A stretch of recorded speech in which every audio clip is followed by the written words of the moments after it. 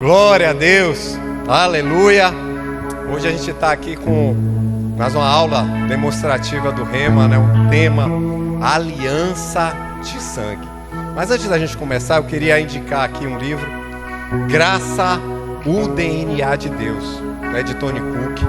Irmãos, ele aborda, o Tony Cook ele tem uma didática maravilhosa e ele vai abordar muitos temas a respeito desses assuntos, né? Você vai ver que a graça, ela permeia todo o nosso Deus. Sempre houve graça, sempre houve a busca de Deus em nosso favor para nos beneficiar. Amém? Ele está lá na Verbo Shopping, depois você pode pegar um, né? Lá tem poucas unidades, hein? Depois pega lá o seu, corre lá para pegar, vai ser uma bênção, você vai ser muito edificado com isso. Amém? Vamos ler o texto base de hoje, é Hebreus capítulo 8, versículo de número 6. Hebreus capítulo 8, versículo 6. Diz assim: mas agora alcançou ele ministério tanto mais excelente, quanto é mediador de um melhor concerto, que está confirmado em melhores promessas. Porque se aquele primeiro fora irrepreensível, nunca se teria buscado lugar para o segundo. Amém? Veja, irmãos, que sempre que a gente fala...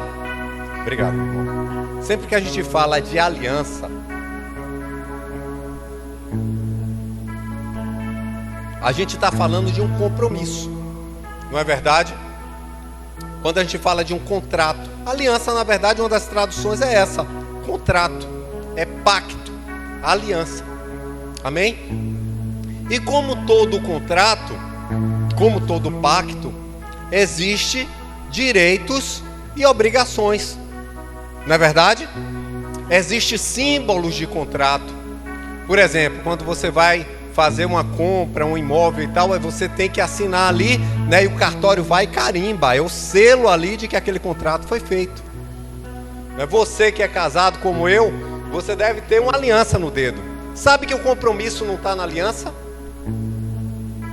Toda a minha vida é aliançada, mas a aliança aqui, ela expõe como um símbolo. Mas toda a minha vida é um pacto, né, meu com a Micheline. Em tudo que é dela é meu, tudo que é meu é dela. É uma aliança, né? Inclusive a família, respeito até, sabe? As pessoas que eu não conhecia antes, agora são da minha família. Por quê? Porque como eu me associei com ela, elas passam a ser parte da minha família. Na nossa língua a gente chama muito de sogro, sogra, cunhado. Sabe, quando você vai para outras línguas como inglês, aí fala father-in-law. Sabia? Sogro quer dizer father-in-law, ou seja, pai segundo a lei. Quando você vai falar sogra em inglês, mother-in-law, significa mãe segundo a lei. Por quê? Porque a partir do momento que se casa, ela passa a ser família. Ele é a pai, é o mãe. O cunhado, né? Passa a ser brother-in-law, quer dizer irmão segundo a lei. Porque há uma unidade. Entendeu? Há um pacto selado a respeito disso. Deus sempre na sua palavra, Ele fala acerca dessa linguagem. Essa linguagem de aliança. Em toda a Bíblia, irmão. Toda a Bíblia é permeada por essa linguagem. Por isso que é tão importante você entender sobre a aliança. Em que aliança você está? Como é que se processa essa aliança com Deus? Espera aí, essa aliança é um pacto, é um com Deus. Como é que é isso? Como é que eu posso entender como funciona isso para a minha vida? Sabe? A gente estuda no Rema, e por isso eu convido você, faça o Rema. Deixa eu repetir de novo, faça o Rema. Sabe? Porque a gente vai dar uma pincelada aqui, é um demonstrativo. Sabe aquela passadinha assim? Sabe quando a manteiga passa no pão assim de leve, né? Você dá aquela pincelada por cima. Mas isso é estudado a fundo, em uma das maiores matérias, inclusive, sabe? É maravilhoso, irmão, porque ela toca em tudo. A gente estudou escatologia aqui, já fez algumas aulas demonstrativas, e uma das coisas que a gente falou é das dispensações, das alianças, porque essa matéria toca também sobre o que vai vir. Porque para Deus tudo funciona acerca de aliança. É uma aliança. Tem um quadro aí, tinha colocado até, é só para os irmãos terem ideia, eu vou dar só um spoilerzinho do Rema aqui, rapidinho. Onde a gente trata assim, ó, todas essas alianças aqui são tratadas em detalhes, tá vendo ali? A inocência ali, a primeira aliança com Adão e Eva, a segunda aliança ali com Noé, no dilúvio, a terceira ali com Abraão, né? Aí tem a mosaica, né? A aliança de Deus com o povo ali através das leis de Moisés, tem ali a nova aliança, né? E a aliança davídica. Então a gente está vivendo o quê? Qual é a aliança que a gente está vivendo? Quando a gente abre assim o Novo Testamento, quer dizer o quê? Nova aliança. Amém? Paulo, quando ele escreve esse texto ali, acredita que seja Paulo, amém? Mas em Hebreus, o autor de Hebreus, vou ser mais técnico aqui. O autor de Hebreus, quando escreve ali Hebreus, ele fala acerca dessa aliança que estamos vivendo. Uma nova aliança, firmado em promessas superiores. Vocês viram ali que cada aliança tinha promessas. Sabe por que Deus é bom, irmão? A primeira coisa que você precisa entender é que Deus não faz aliança para tirar proveito de você, não. Para te explorar, nem nada do tipo, esqueça. Deus sempre que foi, e todas as vezes que a aliança foi firmada, foi porque Deus foi ao encontro do homem. Você não vê na Bíblia nada que o homem tenha ido, tenha de livre e espontânea vontade, sim, deu na telha e eu vou lá me aliançar com Deus. Não, nunca houve esse interesse por parte do homem natural. Nunca. Em momento algum da história. Olha que só de história bíblica ali a gente já vai para quase 7.000 anos. Mas nunca houve. Mas sempre houve um Deus que ele veio de encontro ao homem. Sempre houve um Deus que olhou a condição do homem e disse: olha, não foi para isso que eu criei ele. Não foi para isso que eu criei ela. Sabe, essa não foi a vida. E aí ele partia: vou fazer uma aliança. Vou corrigir isso, vamos fazer uma aliança. E essa aliança unia destinos. Sabe como é que era comum o povo? Além de alianças serem com Deus, né? Havia alianças também que a Bíblia fala de homens contra os homens. E uma coisa comum que havia como símbolo da aliança era a vítima. As pessoas pegavam, basicamente ali na época de Abraão, isso era muito comum, quando duas pessoas iam se aliançar, pegava-se um animal, matava-se esse animal, abria esse animal no meio, em duas partes, e as pessoas que iam fazer aliança começavam a circular em volta desse animal, fazendo como se fosse o 8, colocava os dois lados do animal, né? E começava a circular como se fosse o 8, assim, ó, fazendo ali. E à medida que elas iam caminhando e fazendo alianças, elas iam dizendo, né, tudo que estava, ó, eu me comprometo a isso, eu vou fazer isso, eu farei isso. E aí começava a fazer as promessas acerca dela. Eu me comprometo a fazer tal coisa e tal. Todas as duas partes. E o final era o seguinte: se eu não fizer, que minha vida seja como a do animal. Porque a pena para uma quebra de aliança era a morte. Vocês sabiam disso? Quebrou a aliança, uma morte, né? Quando, aí a gente volta de novo ali, quando é feito, por exemplo, o primeiro casamento e segue, né? Você vê que a aliança ali de Adão, quando ele busca a Deus, ó, deixará o homem, seu pai, se unirá a sua mulher e serão uma só carne. Então essa duração vai até quando? Até a vida acabar, irmão. Porque enquanto ele estiver vivo, tem o compromisso, tem a aliança. Esse foi o objetivo primordial. Dentro da concepção que Deus tem, casamento, esse daí seria o ideal. Um homem e uma mulher se unem, formam-se um casamento e vão até o final. Nos nossos dias isso fica meio deturpado. Mas a íntegra é essa. É isso que é o desejo do Senhor. Então você vê ali. Por quê? Porque se quebra a aliança, a pena é a morte. Deus chega para Adão e diz assim: olha, Adão, eu preparei tudo isso aqui. Agora, só voltar um pouquinho aqui a fita. Vem cá, irmãos. Deus criou, pelo que você viu ali na Bíblia, Deus criou Adão e depois fez todo o jardim, fez as aves, fez o céu, fez tudo? Ou foi o contrário? Como é que foi a ordem aí? Deus fez primeiro o jardim, né? Deus criou o céu, a lua, as estrelas, fez toda a criação. Quando tudo estava pronto, então Deus cria o homem. Eu nem vou ler essa parte aqui para a gente tirar um melhor proveito, porque eu sei que os irmãos já conhecem bem essa história. Amém? E ali em Gênesis fala assim: e façamos o homem a nossa imagem e semelhança. Então é formado fala que Deus pega o barro, né, faz o bonequinho ali de barro, mas enquanto ele não sopra aquele bonequinho de barro ali, não tem vida nenhuma. Não é verdade? É um boneco de barro. Aí Deus soprou, quando a Bíblia diz que Deus soprou e ele se fez fôlego de vida. É por isso, irmãos, que assim, a gente morre, o que fica lá é o bonequinho de barro. Ó, tem olho, mas não vê, né? Tem mão, mas não toca mais em nada. Porque a sua essência habita esse corpo. Uma vez que ele é tirado, já era. Mas o princípio, quando Deus criou Adão, ele criou segundo a sua imagem e semelhança. E segundo a imagem e semelhança de Deus, Adão era o quê? Pecador ou justo? Adão era rico ou miserável? Percebe, irmãos? Adão era suprido de tudo que ele precisava, quer dizer, tinha tudo ali no jardim, ou Adão ainda ia precisar pegar alguma coisa, ainda estava algo incompleto, ele ainda precisava de mais alguma coisa, era isso? Ou você me disse agora, né, ó, já tinha fornecido, tudo estava preparado ali para ele, tudo estava preparado pela aliança.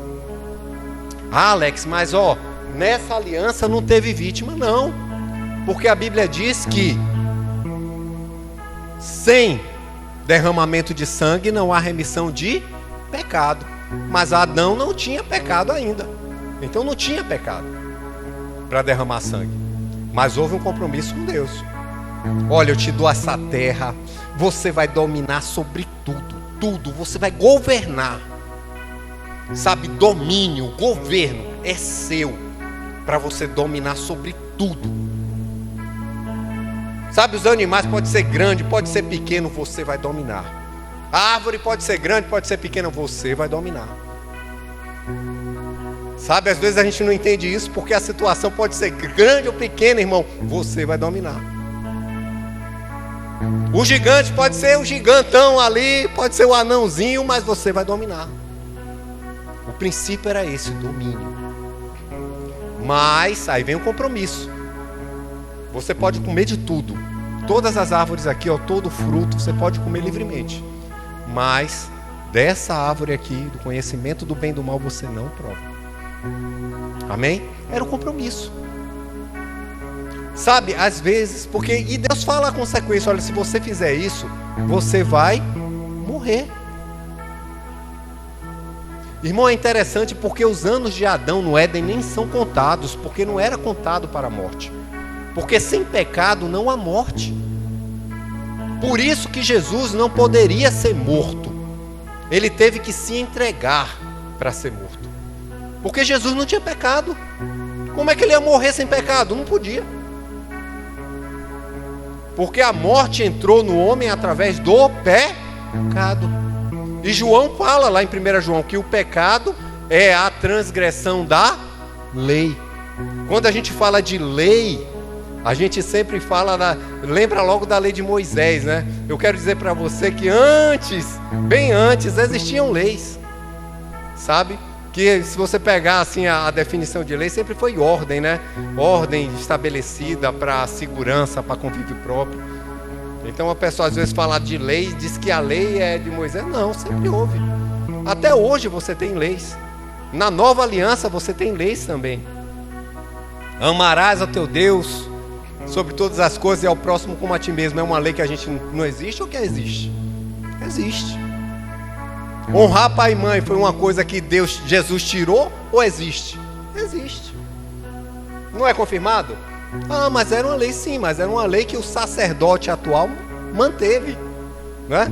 Lá em Hebreus, aí no capítulo 7, fala que quando muda o sacerdote, muda a lei. Mudou o sacerdócio, não é outro pacto, é outra lei. Então existia também, naquela época existia esse compromisso. E Adão quebrou esse pacto. Eva foi enganada pela serpente, Adão foi sabendo mesmo, né? Adão sabia que era, como era e decidiu. E aí veio essa rebeldia. E em todo o Antigo Testamento você vai ver isso, a essência de Cristo permeando essas alianças.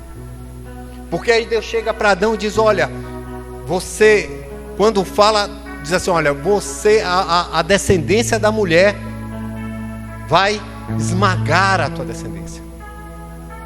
Você vai ferir o calcanhar e ele vai lhe ferir a cabeça. Então já mostrava uma aliança. Olha, vai vir um descendente aí. E esse descendente vai trazer a vitória sobre esse resultado, sobre esse pecado, esse veneno que causa a morte. Amém? Então, quem é esse descendente? Quem é a descendência da mulher? Porque a partir de então havia duas descendências. A descendência da mulher, que seria o aguardado, né? Aquele que viria para quebrar toda a maldição do pecado. E tinha a descendência da serpente, que era todos os filhos de Adão.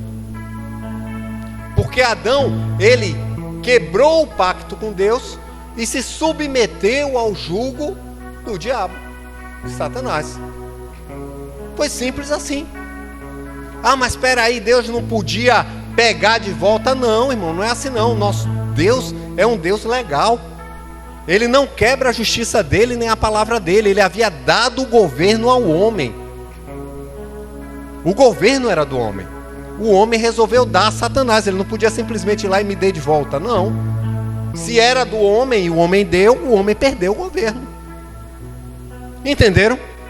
Então Deus traça todo um plano para resgatar, para trazer a gente de novo para aquela posição do jardim. Sabe? O homem foi expulso do jardim, o homem não tinha mais acesso ao jardim, aquele lugar de comunhão, onde Deus ia toda a viração da tarde. Porque Deus sempre ia lá. Quando Adão pecou, que Deus vai lá e diz: onde estás, Adão? Veja bem, você acha que Deus não sabia onde é que Adão estava? É lógico que ele sabia. Em que pé de árvore lá, que moita ele estava escondido, é claro que ele sabia. Mas a pergunta que ele faz, onde você está, é porque ele buscou Adão na posição que ele havia deixado. A posição de governo, de santidade, de justiça. E é isso que Jesus, ele traz de volta. A Bíblia fala que Deus nos transportou das trevas para o reino do Filho do seu amor. É essa aliança que temos hoje. Sabe, o Alex estava lá, sem conhecer a Deus, numa vida assim, né, de qualquer jeito lá, sem aliança nenhuma, e de repente Deus vem ao meu encontro e diz: olha, meu filho, vem aqui, ó, para o reino do Filho do seu amor. É hora de você subir. Lá embaixo subjugado, lá embaixo escravizado pelo pecado, pela miséria, pela doença, por tanta coisa, e agora transportado para um novo lugar. Ai, que lugar é esse? A Bíblia fala, irmão, que nós estamos assentados com Cristo nas regiões celestiais. Irmão, não é pouca coisa. Você não está só no reino do seu amor, no Filho do seu amor, não. Você está assentado com Cristo. Você está reinando acima de todo o principado, acima de toda a potestade. Essa é a aliança que você tem hoje. Sabia? E às vezes as pessoas, como nós lemos ali, e o autor de Hebreus fala: por que a gente tem uma superior aliança e as pessoas ficam querendo voltar para uma aliança inferior? Essa é a questão. Porque assim, quando a gente pega o Antigo Testamento, até quando a gente vê as leis mosaicas ali, você vê muitas vezes as pessoas colocando assim, ó, e se fizeres, e se cumprires os mandamentos, se fizeres os estatutos, então serás isso, então serás aquilo, serás abençoado, serás próspero e tal. Mas Jesus vem com uma nova aliança, ele fala o quê? Se creres. Se creres. Então eu não preciso mais fazer para provar, eu preciso crer. Eu preciso agir em fé para poder receber esses benefícios. A aliança funciona dessa forma. A gente vê uma situação que ilustra muito isso no Antigo Testamento. Como eu disse, essa linguagem de aliança permeia todas as figuras do Antigo Testamento. Você quer ver uma coisa? Quando Deus chega lá para Abraão, para Moisés, ele chega para Moisés e disse: Moisés, você bate na rocha e essa rocha vai ter água, vai dar água, né? Aí Moisés faz o quê? Moisés bate na pedra lá na rocha e a rocha em água, né? E a lei era assim, você tinha que agir, né? Você tem que fazer, você tem que imolar um animal, você tem que aspergir sangue e tal. Mas tudo figura. Tanto que assim em Hebreus você vê, né? Que assim, uma das coisas que quando Deus começa a mostrar a Moisés a respeito do tabernáculo, de tudo, ele fala: fazei tudo conforme o modelo que você viu que tinha lá no monte. Quando o autor de Hebreus fala no capítulo 7 de Jesus como sacerdote, ele fala que Jesus ele pegou o próprio sangue dele e ele entrou no Santo dos Santos, no propiciatório. Mas entenda, irmão, não era o templo de Salomão, não era o templo humano, porque até quando Davi foi construir, Natã falou para ele: olha, você não pode construir um templo, nenhum homem pode construir um templo onde Deus possa habitar, mas o seu descendente construirá um templo. E é isso que Jesus faz com a gente hoje, irmãos.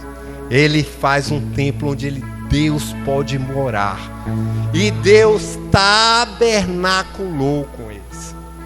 Quando a gente está aqui nessa noite de festa, na ceia, é isso que a gente celebra, irmão. É a nova aliança. É essa comunhão, esse acesso irrestrito. Quando Deus chega ali para Moisés, ó, bate na rocha, amém, a lei. Bate na rocha lá e vai água. Mas só que chega um segundo momento em que o povo fala, que Deus diz assim, ó: Moisés, fala a rocha. Fala a rocha para que dela venha água. Por quê? Porque é assim que é na nova aliança, irmão. Você fala: eu criei, por isso eu falei. Percebe? Não é minha força mais, não, meu irmão. Se fosse pela minha força eu não conseguia nada não. Mas a Bíblia diz que em Cristo nós somos mais do que vencedores. Aleluia! Aleluia! Sabe que eu não preciso estar suando, malhando aquela coisa lá, porque ali o povo fazia toda aquela coisa, né, de jejuar e tal. Amém. Hoje o jejum que a gente entende é diferente, porque as pessoas faziam aquelas coisas ali para conseguir alcançar favor. Não, hoje você sabe que Deus não muda. Você tem um entendimento dessa aliança. Olha, quando eu faço um jejum, quando eu busco Ele em oração, é para mudar a mim, porque Deus não muda.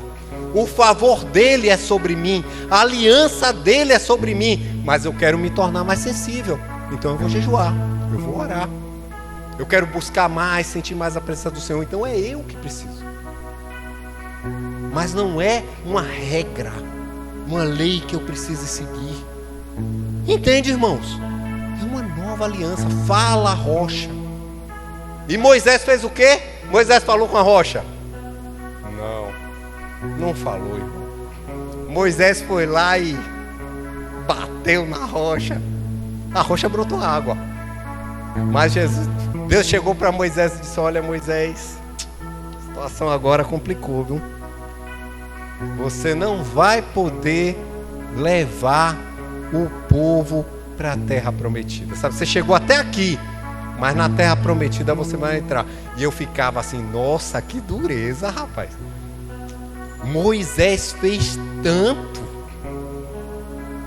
Tadinho de Moisés. Mas Deus precisava mostrar para ele o sentido da aliança. E isso traz uma simbologia maravilhosa para a gente, irmão, porque a lei de Moisés, ela seguiu até a beirada da promessa, mas ela foi incapaz de nos fazer habitar na terra prometida. Vocês entendem isso?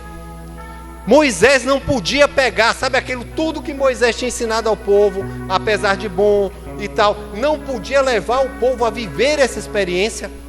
Quem teve que entrar com o povo? Josué. Sabe qual é o nome de Josué? Yeshua. Sabe qual é a outra tradução para Yeshua? Jesus. Então quem te faz hoje habitar na terra prometida, irmão, na terra de delícias, na terra que mana leite e mel, é Jesus. Lei, coisas antigas, meu irmão, se a antiga aliança tivesse sido perfeita, não precisava do novo. Agora, muitas vezes a gente não toma posse daquilo que temos em aliança, sabe? E ficamos com orações infantis: Senhor, me dá o que eu já tenho, me dá o que eu já tenho, me dá o que eu já tenho. Sabe, eu vejo o João aqui hoje com 14 anos, quase minha altura. Mas eu lembro quando ele era pequenininho, que ele queria, às vezes, como filho, ele alcança todos os lugares, né? Filho é filho, dentro da casa ele tem acesso a tudo. Não é verdade? Quem é pai de filho sabe, tem acesso a tudo. O que ele quiser pegar, dentro de casa, ele filho pega. Só que a depender do tamanho, ele não alcança. Aí quando ele não alcança, o que é que ele faz? Ele chora. Não é verdade? E às vezes a gente fica: ah, Senhor, me cura. Me cura, Senhor. Amém. Não é? O pai vai lá, até ajuda, entrega às vezes o que quer, mas é uma oração infantil. Porque para um adulto, irmão, ó, eu quero o celular, o adulto vai lá e ó, peguei. Eu não preciso chorar, eu peguei. Eu falei a rocha e a rocha botou água. Amém? É essa aliança que você tem de acesso irrestrito. Você já pensou que no Antigo Testamento as pessoas ficavam do lado de fora, só o sacerdote entrava? E ainda tinha uma coisa, que no Santo dos Santos só entrava uma vez por ano, e o sumo sacerdote. Aí ele tinha aquelas romanas, parecendo um sininho, um guinzo assim na roupa. E aí quando a oferta era aceita, que ele começava a dançar, aí o povo lá fora começava a escutar: ó, foi aceito, nossos pecados foram cobertos. E aí depois ele ia lá e dizia: ó, foi aceito, o povo está com o pecado coberto por mais um ano. Não tinha acesso, não tinha como ver, não tinha como experimentar. E de repente Jesus vem e rasga o véu de alto a baixo. Acabou, não tem barreira, sabe? Não existe barreira. Irmão, uma aliança que nos fortalece, que nos agrega em tudo. Você já imaginou que aquilo que Deus não te fez ser, Ele te deu?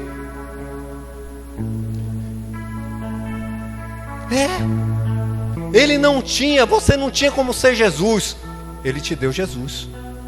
Você não tinha como ser o Espírito Santo, então Ele te deu o Espírito Santo como selo dessa salvação maravilhosa. Mas tem coisas que Deus deu, Ele te fez ser. Por exemplo, em Cristo você foi feito o quê? Justiça de Deus. Então você não tem uma justiça, você é justiça de Deus, porque você tem aquele que derramou seu sangue, o sangue do justo. Sabe quando a Bíblia diz que Ele não te deu uma bênção, Ele te completou, Ele te tornou abençoado. Você percebe a mudança, irmãos? Ao invés de você orar pedindo uma bênção, você tomar consciência disso e dizer: olha, eu sou abençoado. Na minha entrada, na minha saída, aonde eu botar o pé, eu sou abençoado. Amém? Deus não te fez são, Ele te curou. Você é sarado, você é sarado. É parte de você ser sarado e curado. Não foi uma cura que Deus te deu. Agora, em todas essas alianças que a gente viu, né? A gente viu, por exemplo, na aliança com Adão, que ele disse o que para Abraão, Abraão, você vai ser pai de uma grande multidão, né? Em ti serão benditas todas as famílias da terra, eu engrandecerei seu nome. Não são promessas assim, né? O teu povo vai tomar toda essa terra. E em Hebreus mesmo fala que Adão não chegou a ver essas promessas, mas ele creu. E isso lhe foi imputado como justiça. Ele creu nessa promessa, embora não tenha visto cabalmente tudo, ele tinha certeza de que isso era realidade. Tanto era realidade que quando Deus chega e diz assim: Abraão, me dá o seu único filho, o filho que você tanto ama, vai lá no monte, no meio de 3 dias e tal, e sacrifica seu filho a mim. E aí a religião tenta imaginar, né? A gente às vezes é tragado por isso. Imagina Abraão com dor no coração e dizendo: meu filho, misericórdia, meu filho. Deixa eu te falar, meu irmão, não foi assim não. Falando que Isaac, como se Isaac tivesse sido pego à força ali, o menino, pega o menino, corre para ele não pegar, bota ele em cima do altar amarrado, não. Jesus disse que Abraão, quando viu o dia dele, se alegrou. Olha, Abraão, quando viu o meu dia, ele se alegrou. Que dia foi esse? Quando Abraão entregou o próprio filho dele. Porque numa aliança de sangue, o que é meu é seu, e o que é seu é meu. Então quando ele chega para Abraão e diz: olha, Isaac, me dá seu filho. Abraão disse: se ele está pedindo meu filho, irmão, o filho dele é meu. Aleluia. Você consegue entender isso? Flávio Joséfo, quando fala na história dos Hebreus, ele diz que Isaac não era bem uma criança não. Isaac já era um jovenzinho ali, cerca de 19 a 21 anos.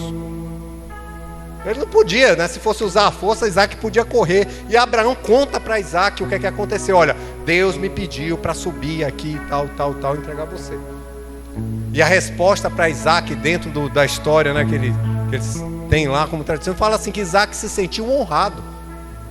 Isaac, glória a Deus, que ele me achou digno de ser oferecido a ele. Não houve resistência à entrega, irmão.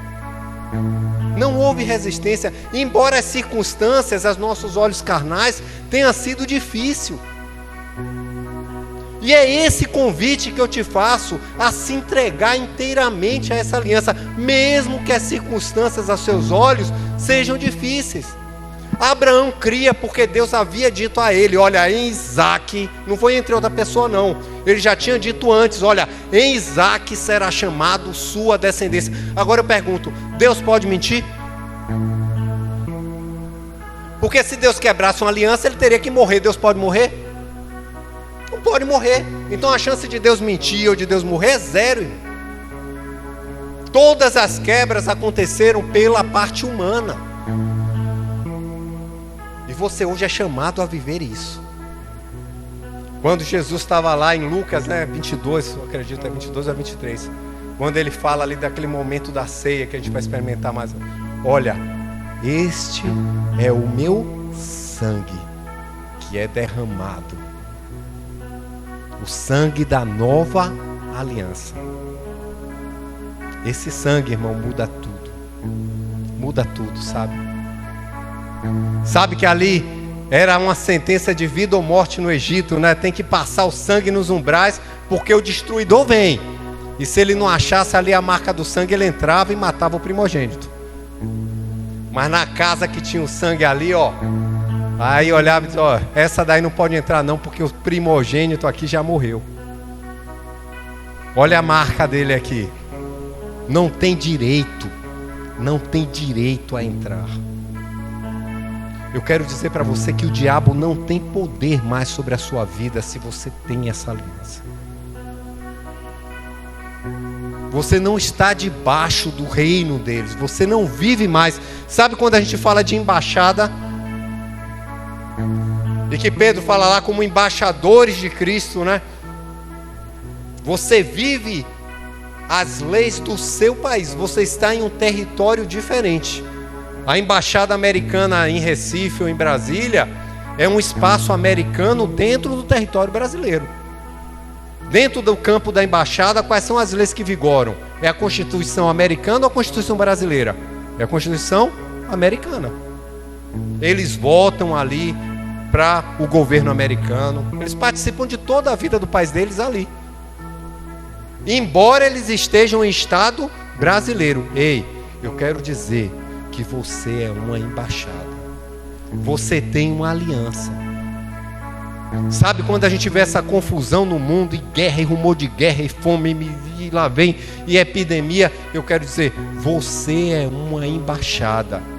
E no céu, que você é cidadão, não tem miséria, não tem fome, não tem confusão. Amém? Então tome posse dessa aliança. Não precisa chorar não, basta pegar e agarrar. É sua. Amém? Aleluia! Vocês entendem, irmão, como é isso?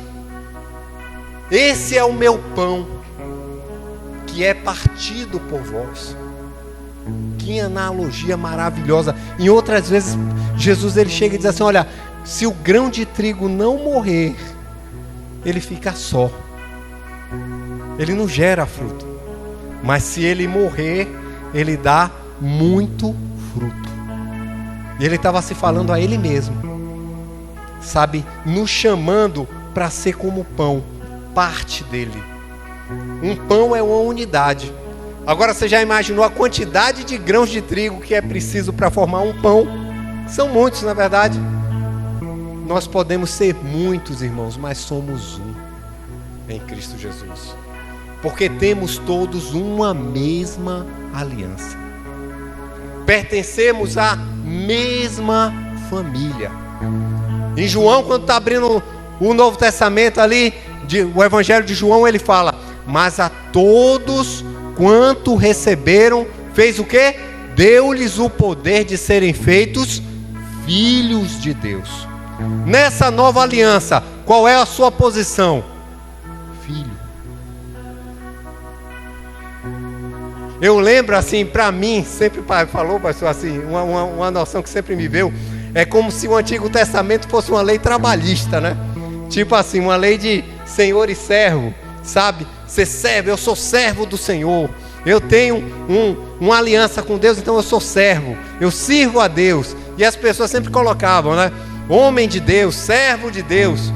Mas aí vem Jesus com a aliança superior e fala, filho, o meu pai e o seu pai. Você percebe como muda isso? Como isso muda tudo? Agora, qual lugar eu quero ocupar em minha vida? Porque eu vou desfrutar da aliança que eu abraçar, do entendimento que eu abraçar. Então, se eu vejo Deus como um Senhor, se eu sirvo a Deus, amém, você serve a Deus, você desfruta de alguma coisa. Se você quer bater na rocha, tudo bem, não é? Mas você é convidado para dar um degrau a mais, ó. Filho, o que é meu é seu. Eis que estou convosco todos os dias, até a consumação dos séculos. Meu irmão, você já imaginou como isso é maravilhoso? Sabe, nos seus piores momentos. Porque às vezes a gente tem a intenção de que a gente encontra Jesus quando entra na igreja, né? Às vezes a gente entra até e canta, oh, leva-me à sala do trono. Hã? Como se a gente saísse de lá. Até parece, né? Que a gente sai de lá. Não, a gente desce o degrau. Não, eu desci o degrau. Eu estava lá quando eu estava na igreja. Aí eu entro na igreja de novo, eu volto de novo. Oh, Senhor, eu estou de volta. Estou de volta. Não, irmão. Eis que estou convosco todos os dias, até a consumação dos séculos. Em seu melhor momento, eis que estou convosco. Quando está tudo bem, tudo festejando, alegria, aleluia. Eis que estou convosco. Quando você está no seu pior momento, triste, abatido, achando em volta tudo feio, sabe? Tudo misericórdia, como é que pode? As ondas se levantando, o barco entrando, a água no barco, e você, eis que estou convosco. Nesses momentos, Ele também está com você. Sabe quando Paulo estava lá, a Bíblia, Paulo começa a narrar ali em Atos, né? Falar, quando Lucas começa a narrar o naufrágio que ele sofreu ali com Paulo, e diz que em determinado momento foi-se os homens toda a esperança, porque eles não viam o sol há dias. Eles perderam os remos, perderam as velas, a tempestade estava batendo, então o que eles imaginavam que aguardava eles era a morte. E estava todo mundo ali triste, abatido, esperando a morte. Mas ei, Jesus não tinha esquecido do que tinha dito para Paulo, não.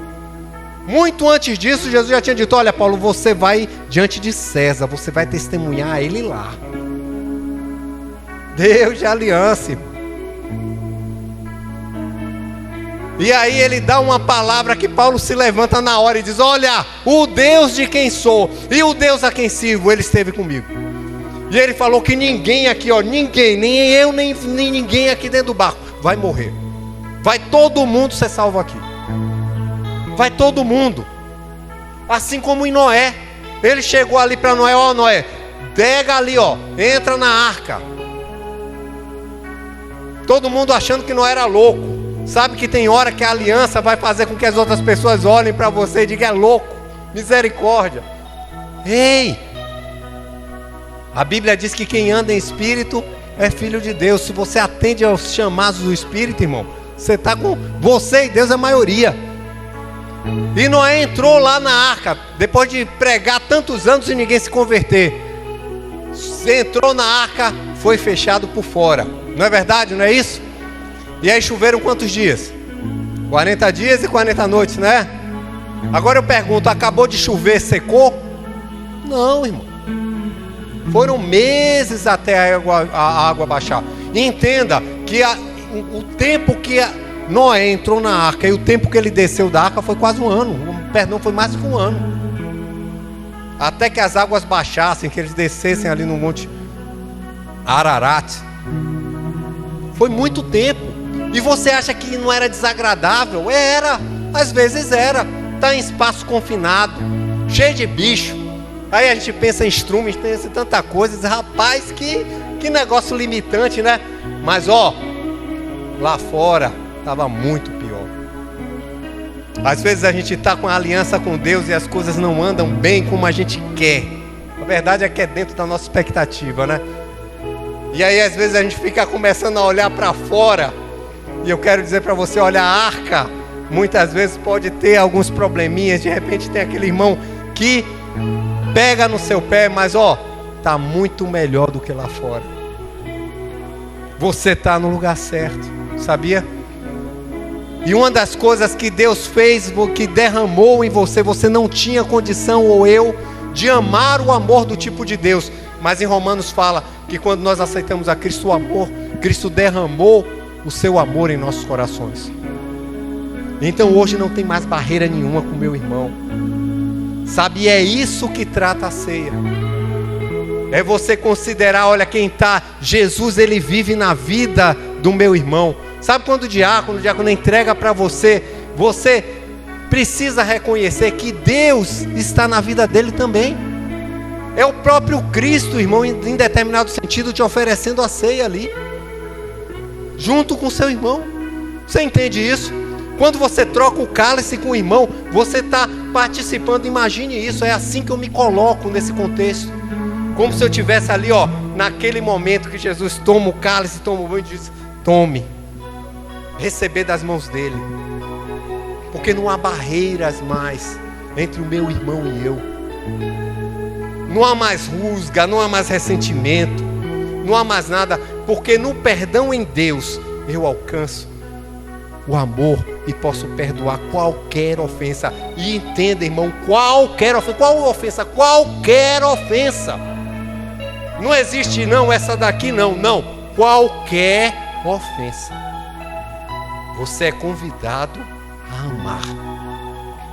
Porque o seu Deus, o seu Pai, é amor.